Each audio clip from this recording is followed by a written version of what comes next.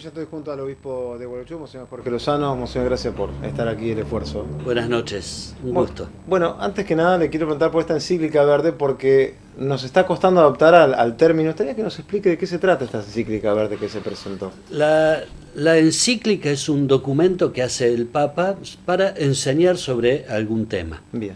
Algunos temas más propios de lo interno de la comunidad cristiana, y otros temas que son parte de lo que llamamos la enseñanza social de la Iglesia. Esta encíclica es una de las que forman parte de la doctrina social de la Iglesia, que arranca ya hace bastante más de un siglo y que hunde sus raíces también en el Evangelio, en la palabra de los profetas. Y esta en particular, que la acabamos de presentar aquí en el Consejo Deliberante, es una encíclica, una enseñanza del Papa Francisco sobre la problemática ambiental.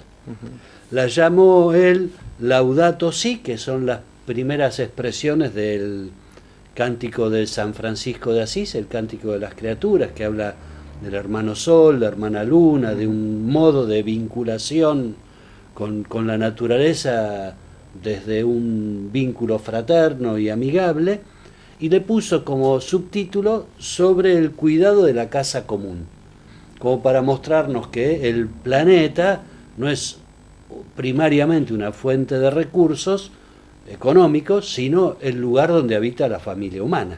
Así que hacia esto orienta el Papa su reflexión. Debo decir que no es un texto que se escribió en un mes. Claro. Llevó poquito más de 2 años.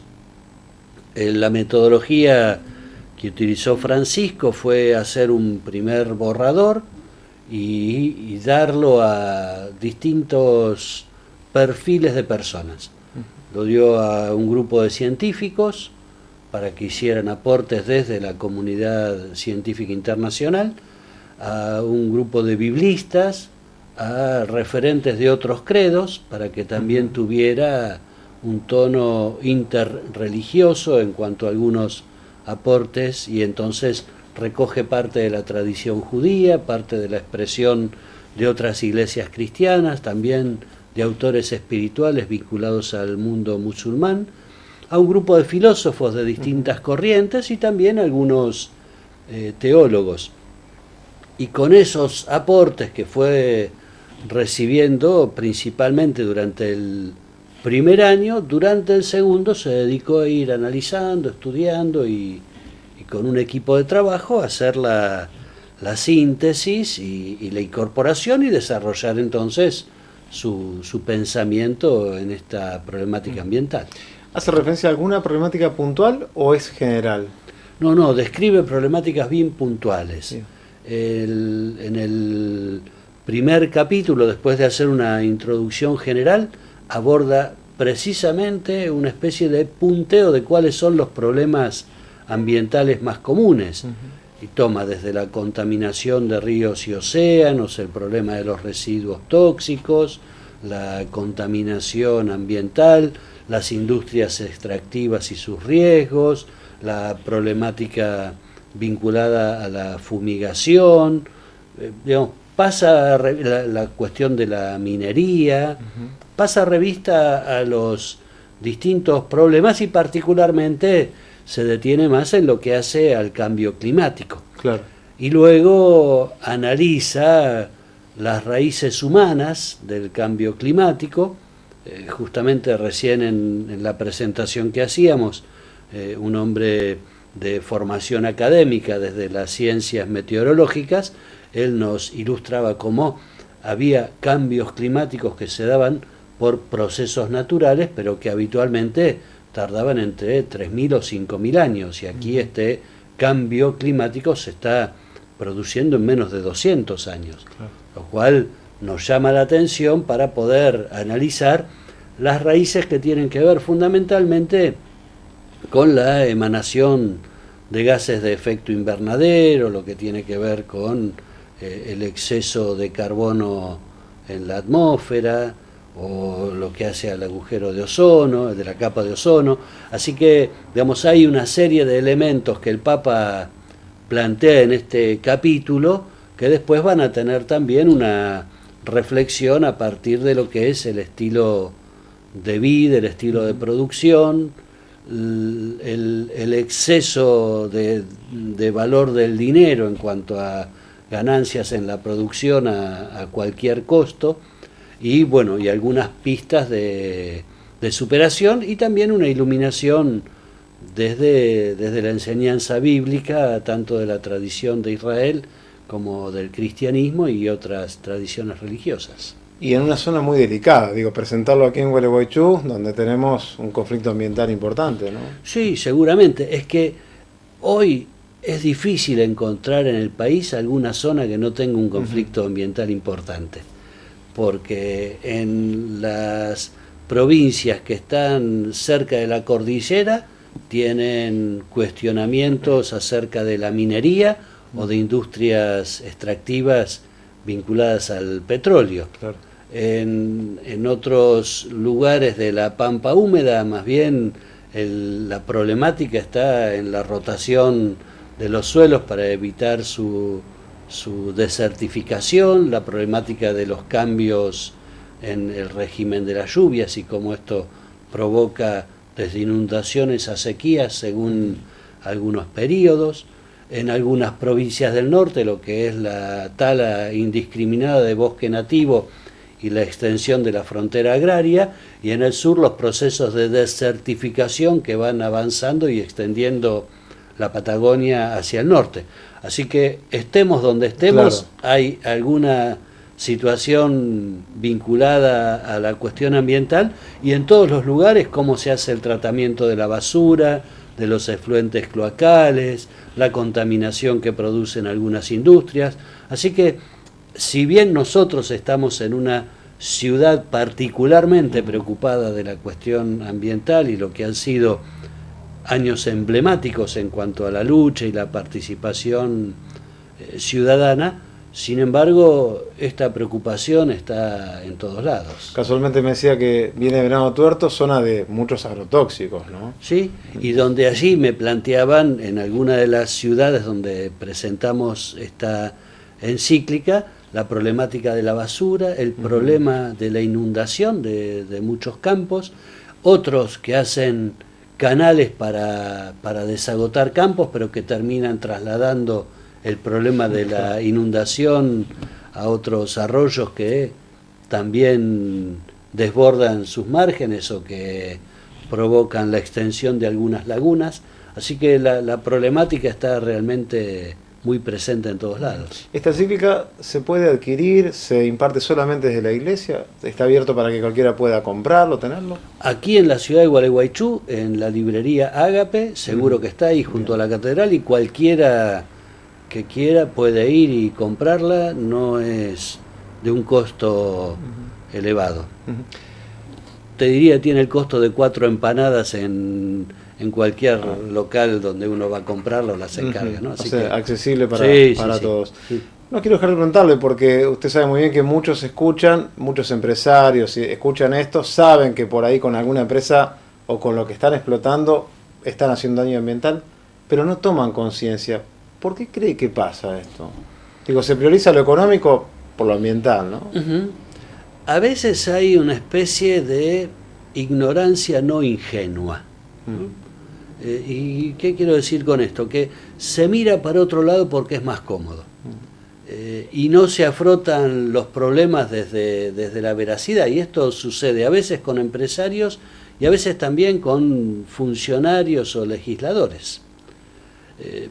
Porque lo que tenemos que hacer frente a un problema posible es analizarlo y no pensar como en una especie de ilusión en que, bueno, tomamos la alternativa más positiva o más favorable a nuestros intereses.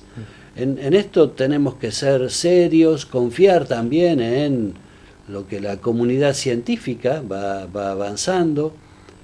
Uno no puede ser irresponsable, sea el lugar que tenga en la sociedad. Si uno maneja una sustancia que puede ser tóxica para el ambiente o para los animales, las plantas o aún el consumo humano, tiene que ser responsable, sea un trabajador que aplica algún tipo de químico en el campo, como el empresario que manda comprarlo, como el que le fabrica, como también aquel que lo aplica y después ver dónde deja los residuos. Yo he visto con dolor desde la pastoral social, recorremos a veces algunos conflictos ambientales y de tierras. He visto con dolor cómo en el Chaco, por ejemplo, en la zona de Roque Sáenz Peña, habían canales donde estaban volcados los bidones que contenían algunos de los químicos utilizados en el agro, lo cual provocaba la contaminación de ese canal aguas abajo, del cual bebían animales y también se potabilizaba el agua para el consumo humano. Así que eso es una grave responsabilidad que requiere no solo responsabilidad personal o comunitaria en la empresa, sino también una fiscalización adecuada. ¿Lo ven los gobiernos pocos enérgicos en este tema? ¿Todavía? Lamentablemente sí. Yo veo que no hay una conciencia ambiental en nuestra clase dirigente.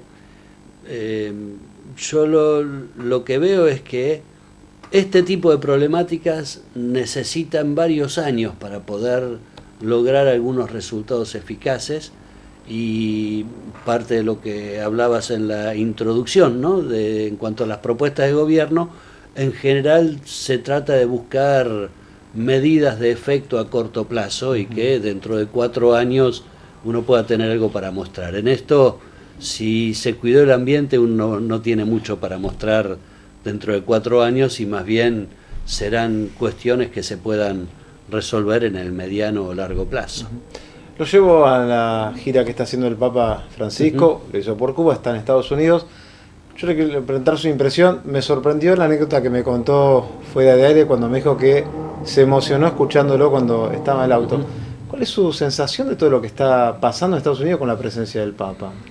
A mí me conmueve escucharlo y verlo en estos escenarios que humildemente yo los veo como inalcanzables, ¿no?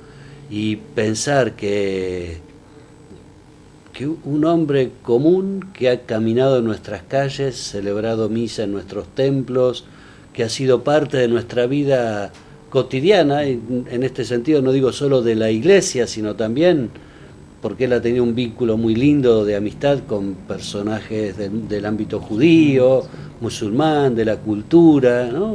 Y un hombre que nunca ha querido hacer brillo de sus cualidades, que de pronto pueda estar diciendo lo que dice con la libertad con la que habla, la claridad, sin lenguajes elípticos como para adornar la expresión y que bueno no caiga tan mal, sino decir directamente el no a la pena de muerte, el problema de la carrera armamentista que produce dinero manchado con sangre. Es muy fuerte esta expresión. Lo que ha hablado acerca de los migrantes, diciendo yo mismo soy hijo de inmigrantes, muchos de ustedes también son descendientes de inmigrantes, para ver cómo movilizar los corazones de una sociedad que tiene un conflicto muy serio, porque hay ciudades donde en Estados Unidos donde el inglés es el tercer idioma. El primero es el chino, el segundo el español y el tercero recién el inglés. Y donde han tenido y tienen una corriente migratoria, en algunos casos que pretenden sea selectiva. Digamos, recibirían profesionales o gente en condiciones económicas bondadosas, pero les cuesta recibir migrantes centroamericanos o mexicanos. Entonces hay una propuesta de Francisco en esto que es muy, muy clara, y también su preocupación por la cuestión ambiental. A mí me conmueve y yo diría que hay como 2 elementos muy importantes que no quisiera dejar pasar por alto, que él comenzó esta visita en Cuba, claro, porque él lo que quiere es fortalecer los vínculos de diálogo y de paz entre las naciones, cosa que lo ha dicho hoy en el Capitolio y que lo había mencionado también en el discurso ayer en la Casa Blanca cuando le recibió Obama, el presidente Obama. Y entonces empezar por Cuba fue una manera de decir, bueno, empiezo por la periferia, por el más débil, por aquel que tiene menos fuerza, pero al que tenemos que ver cómo incorporar al mundo. Y algo que me pareció realmente significativo, el Papa Francisco dice: cuando hablamos de Cuba que se incorpore al mundo, no estamos pensando que se incorpore al sistema capitalista, derrochador y consumista, sino que puede incorporarse desde su propia identidad, y abrirse al mundo no significa abrirse de cualquier manera. Y cómo valoró también la tarea misionera, evangelizadora, desde el silencio y a veces la persecución también, durante estas décadas en Cuba, e insistiendo, me parece a mí, en la necesidad de hacer de la cultura del encuentro algo planetario, ¿no? De buscar el diálogo entre las naciones, favoreciendo a los más pobres y promoviendo iniciativas de paz. Cuando mencionaba a la persona común, no mencionaba a un amigo suyo, porque usted también tiene una buena amistad con Bergoglio, con el Papa Francisco, ¿no? Bueno, también eso me conmovía, ¿no? Pensar que habíamos estado tomando mates tantas veces con él, o ahora en el mes de junio que pude visitarlo y conversar un rato ahí en su escritorio, y verlo ahí realmente es algo que a mí me emociona y me alegra muchísimo, porque veo que él nos va como acercando también a quienes profesamos la fe cristiana, nos va acercando a una mayor coherencia con el Evangelio y con el mensaje de Jesús. Y a quienes no profesan la fe cristiana les va moviendo el corazón para buscar el bien común, para buscar la paz, el diálogo. Y en este sentido es realmente un hombre de Dios que nos va haciendo bien a todos, creyentes o no creyentes. Inclusive, estando en el centro de Nueva York, dio una misa en español, digo, un mensaje claro, decir, bueno, miren lo que tenemos que hacer, ¿no? Sí, sí, sí, en esto, bueno, y los gestos concretos de cercanía, porque terminada su presentación en el Capitolio, uno podía imaginar, bueno, con líderes mundiales y cuyas decisiones inciden en cada rincón del planeta, se fue a visitar un grupo de gente que no tiene casa. Claro. Y estuvo conversando con ellos y hablando con ellos acerca de la injusticia que implica hoy que alguien no tenga una vivienda digna. Esta capacidad de estar con los más poderosos y después con los que aparentemente nada pueden, pero que sin embargo son muy valiosos a los ojos de Dios. Así que esto creo que también nos muestra un Papa muy cercano a la problemática común de nuestros hermanos. ¿Confían que el mensaje del Papa puede romper esas barreras? Digo, yo decía, les habló a los ediles norteamericanos de que hay que abolir la pena de muerte, a sabiendas de que son bastante rígidos y duros con esto. ¿Cree que puede romper esas barreras el mensaje del Papa? Yo creo que sí. Y también quisiera ver esto en el contexto de 2000 años de cristianismo. En estos 2000 años hubo luces y sombras, momentos de mayor incidencia en el ámbito de lo cultural, lo social y lo público, y otros en que hubo menos. La misma enseñanza de Jesús de amar a Dios sobre todas las cosas y al prójimo como a uno mismo, después de 2000 años todavía no lo estamos viviendo adecuadamente. Entonces, no por esto quiero echarle soda a una propuesta tan fuerte, pues para nada, por favor, pero sí saber mirar desde lo que llamamos la paciencia histórica, ¿no? Y que el mismo Francisco lo dice, hay que buscar más bien generar procesos más que ganar espacios de poder, ¿no? Entonces él se suma a estos procesos históricos que van generando conciencia en torno a lo que es la cuestión ambiental, la problemática de los pobres, y su predicación se suma a la predicación, al menos desde que yo tengo uso de razón en la vida de la Iglesia, a la predicación de Juan XXIII, de Pablo VI, Juan Pablo II, Benedicto XVI, ahora él, en que van dándole a la humanidad mensajes claros acerca de dónde centrar los criterios del progreso, cómo poner la economía al servicio del ser humano, y como ahora insistentemente la cuestión ambiental, ¿no? Me parece que en esto la predicación del Papa y la insistencia y los gestos concretos que él realiza moviliza corazones, y de hecho hay varios jefes de Estado que ya se han ido comprometiendo en vistas a la próxima cumbre en París en el mes de diciembre a aportar compromisos en torno a lo que es el modo de plantear la actividad industrial para bajar la emanación de gases de efecto invernadero y aportar entonces a la reducción de la temperatura global. Así que en esto me parece que tanto el encuentro de Francisco con Obama como lo que sea el discurso que vaya a pronunciar ante las Naciones Unidas va a tener un impacto importante. No digo que sea mágico, porque hay intereses económicos muy fuertes detrás de la industria extractiva, detrás de las economías que centran la mirada únicamente en el lucro y el dinero, así que no es algo que vaya a ser sencillo, pero me parece que entre lo que él predique, lo que algunos líderes mundiales puedan acompañar y lo que la organización popular y social brinde en cada nación, me parece que estamos en un tiempo favorable para movilizar el compromiso.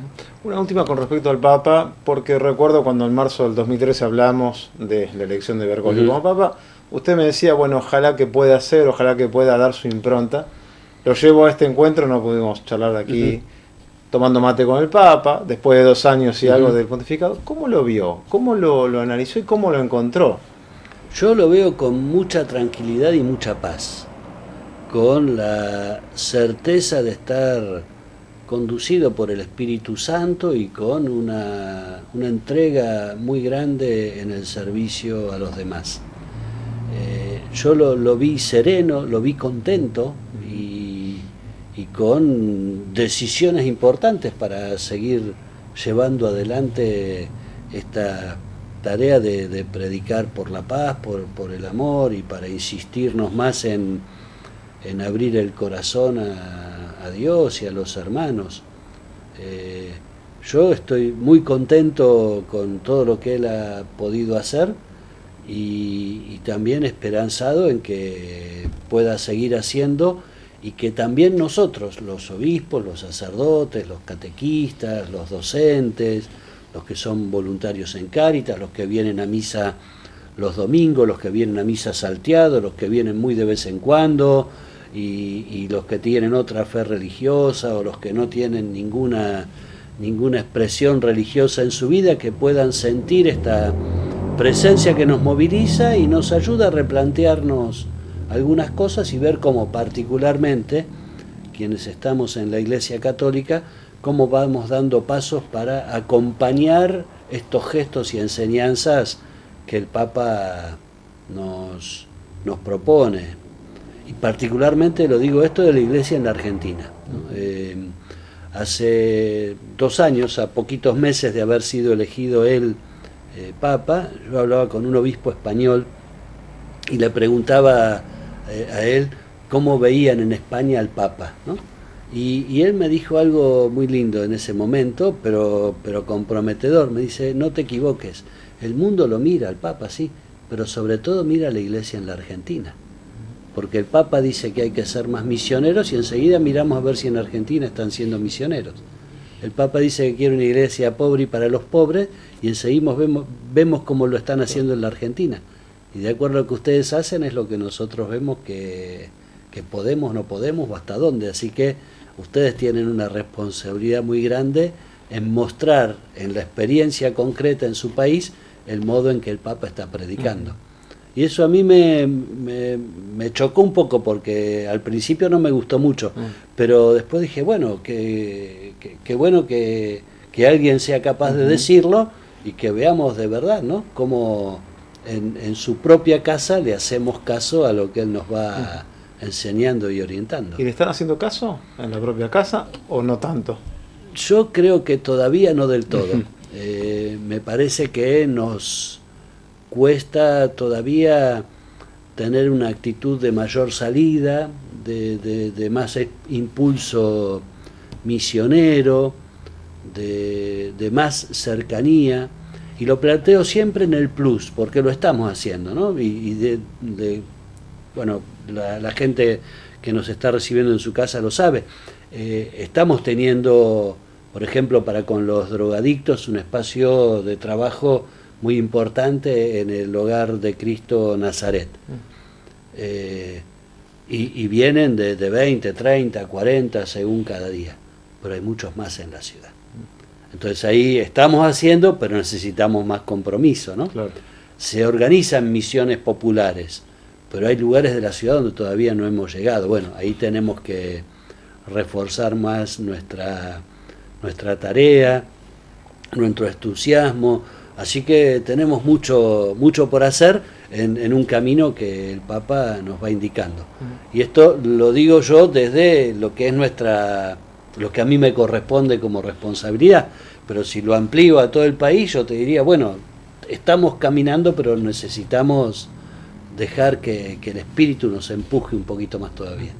Por último, nos llevo al terreno político. Estamos a un mes de las elecciones, la Iglesia tiene un rol fundamental en la mirada de la sociedad. ¿Qué cree que no debe faltar en la agenda de los principales candidatos, de los políticos, como propuesta para el próximo gobierno? Hay varios temas o cuestiones que son muy importantes. Yo diría algunos de tipo social económicos y otros más de tipo cultural.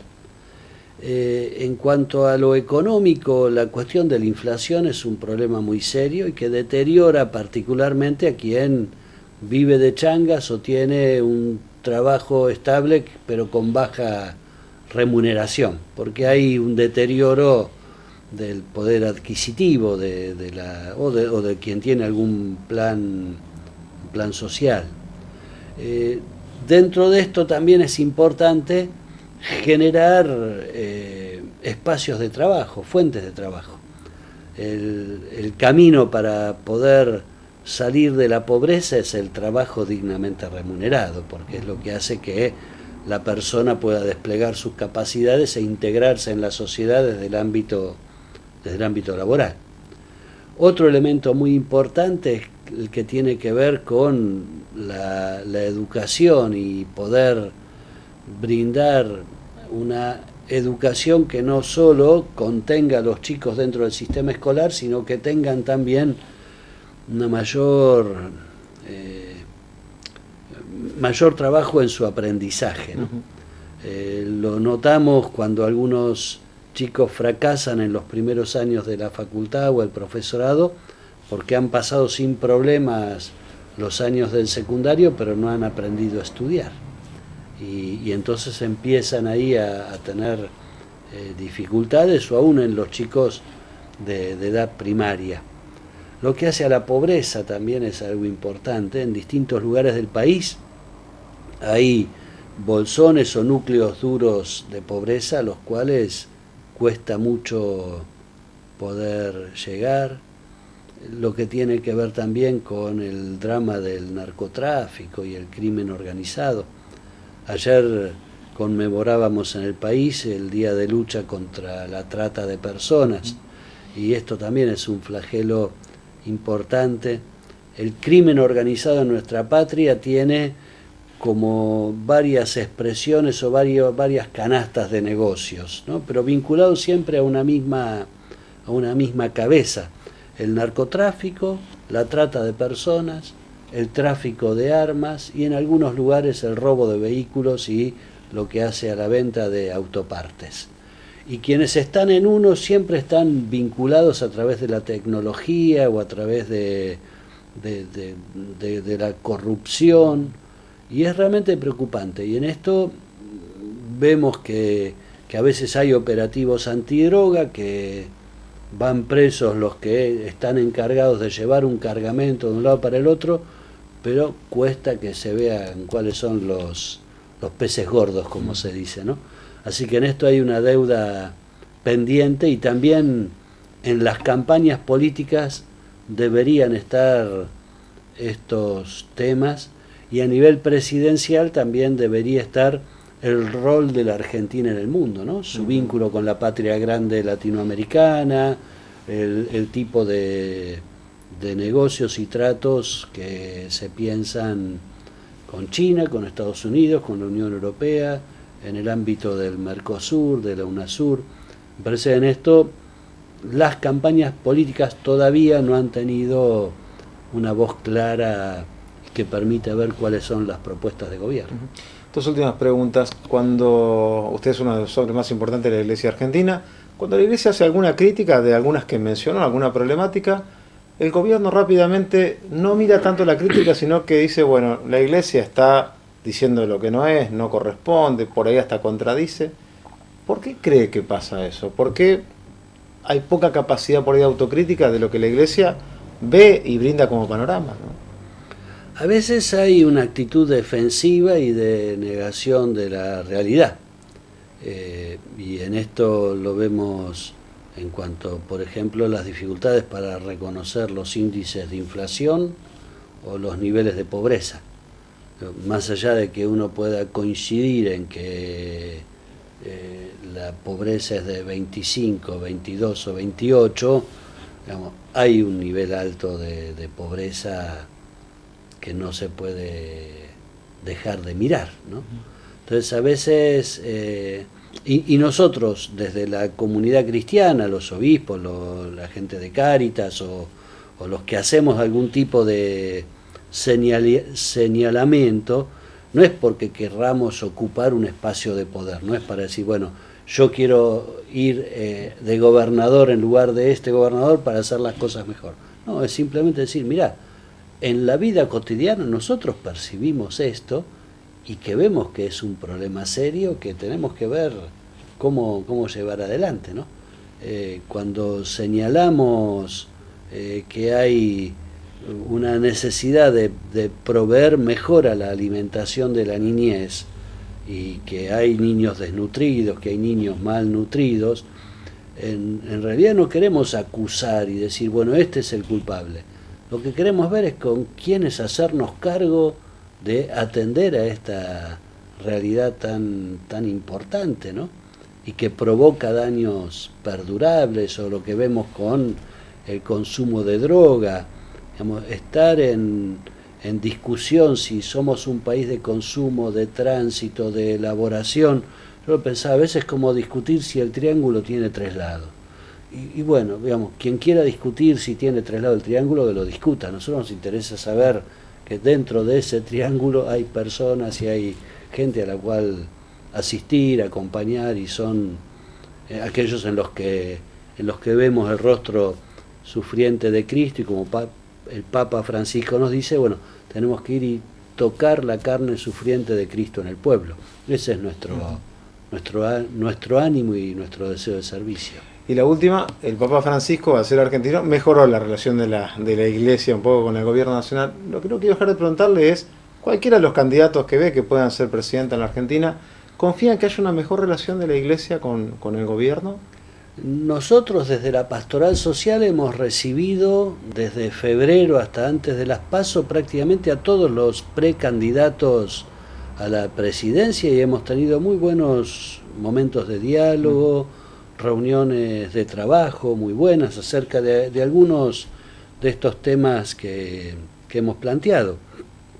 Yo estimo que la relación podrá ser buena, con algunos sería mejor que con otros. También en esto inciden mucho los modos de ser personales. Hay gente que es más permeable al diálogo, gente que le cuesta más, pero en principio nosotros hemos tenido un buen nivel de diálogo con los precandidatos presidenciales. No hemos tenido contacto desde la Pastoral Social, eso depende más de cada obispo en su zona, con los candidatos a gobernadores o a intendentes o los legisladores, que en eso también es algo que intentaremos hacer en los próximos meses. Le agradezco mucho su presencia y que haya modificado la agenda para estar aquí esta noche. Una alegría, un gusto. Hacía rato que tenía ganas de venir a conversar un poco, bueno, y acercarnos a las familias que con tanta delicadeza nos reciben. Muchas gracias. Una pausa y continuamos.